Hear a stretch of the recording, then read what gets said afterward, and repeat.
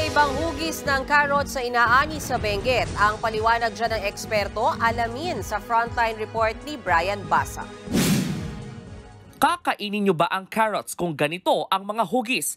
Ganyan ang mga aning carrots sa tuba Benguet na tinatawag na lumpia. Ayon sa grupong Rural Rising Philippines, hindi masyadong pinapansin ang mga ganitong uri ng carrots kaya nananawagan sila ng rescue buy o tulong sa pagbili.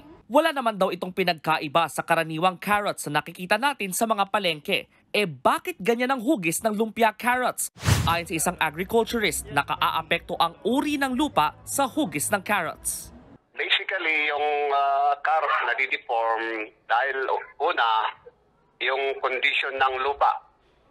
Kung masyado siyang acidic, ayun, meron siyang cracking at forking o yung deformity na sabi nyo.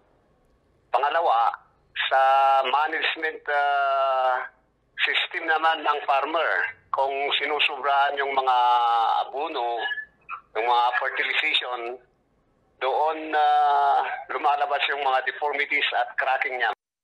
Mura raw ngayon ang mga karaniwang hugis ng carrots kaya hindi rin pinapansin o naibebenta ang ibang hugis nito. Ayon sa grupo ng vegetable traders sa Benguet, karaniwang mga karinderya ang bumibili ng lumpia carrots.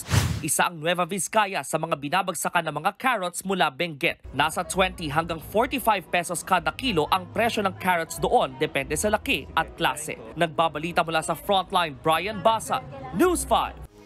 Mga kapatid, may Los Baños po. Huwag magpahuli sa mga balita at impormasyong dapat ninyong malaman.